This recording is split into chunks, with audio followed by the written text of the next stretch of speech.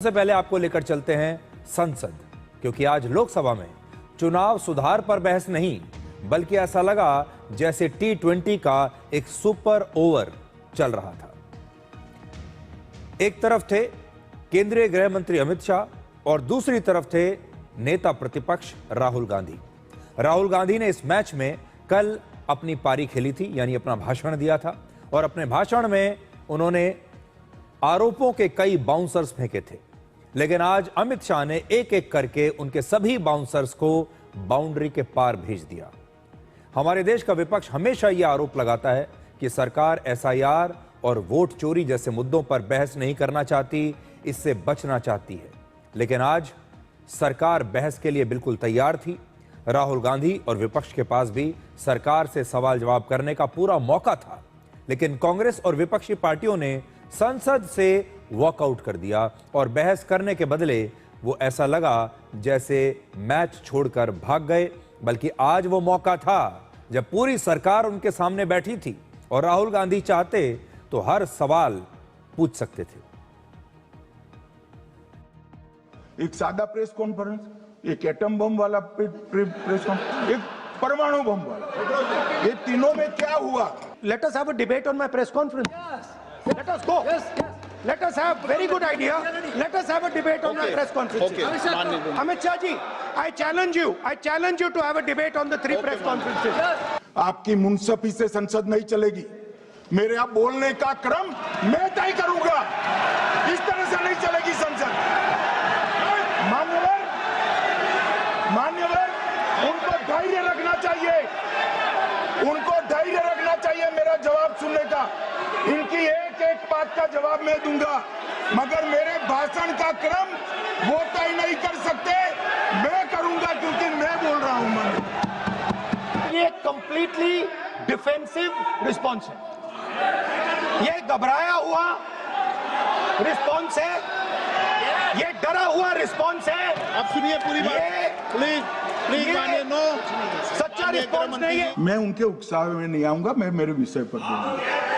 मान्यवर, मैंने इतना ही कहा कि मैं मेरे भाषण का क्रम मैं तय करूंगा।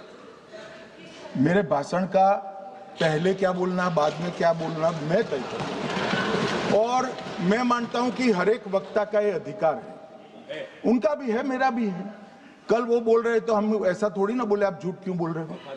हम नहीं बोले, नहीं बोल सकते साहब। वो माननीय विपक्ष के नेता है, वो बोल सकते अपना प्रश्न। अगर ये मानते हैं कि इनको कोई पूछने वाला नहीं है, भगवान करे मैं गलत पड़ जाऊं, कांग्रेस के कार्यकर्ता इनका हिसाब मांगेंगे। एक दिन कांग्रेस के कार्यकर्ता इनका हिसाब मांगेंगे कि इतने चुनाव कैसे हार गए। मान्यवर, 2014 में सब हम जीते तो कौ चालू कर दिया।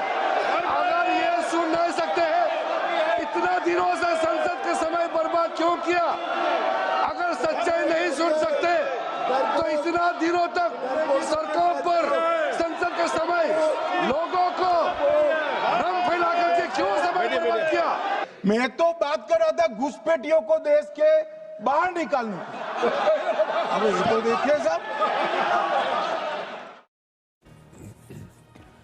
आज अमित शाह ने राहुल गांधी के फेवरेट स्लोगन, उनका मनपसंद मुद्दा वोट चोरी की एक नई परिभाषा देश के सामने रखी है।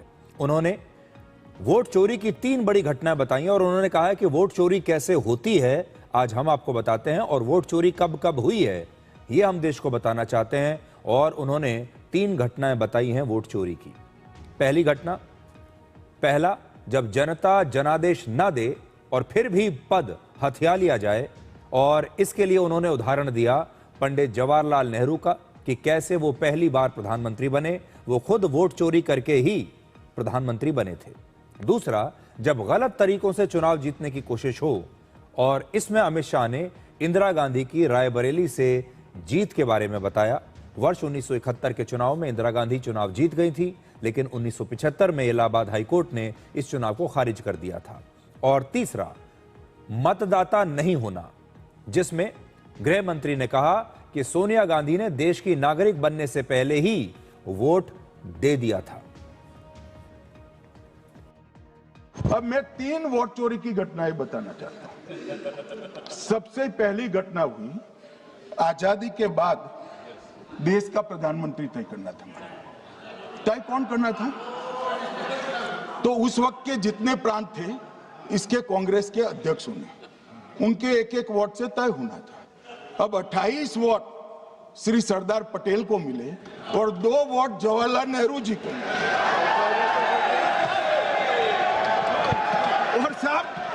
और साहब प्रधानमंत्री जवाहरलाल जी बने।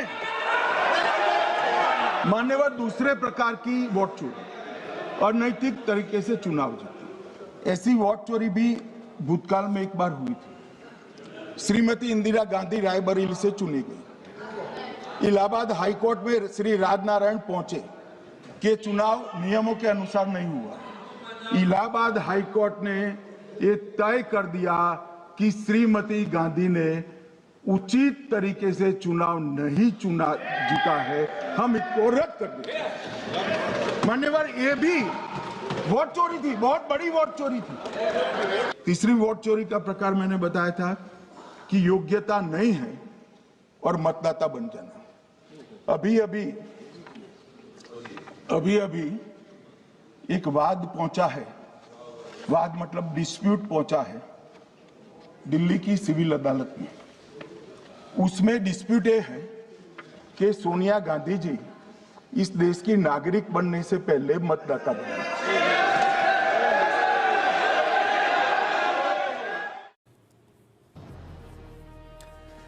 अमित शाह ने एसआईआर के मुद्दे पर आज विपक्ष के सारे आरोपों का जवाब दिया है।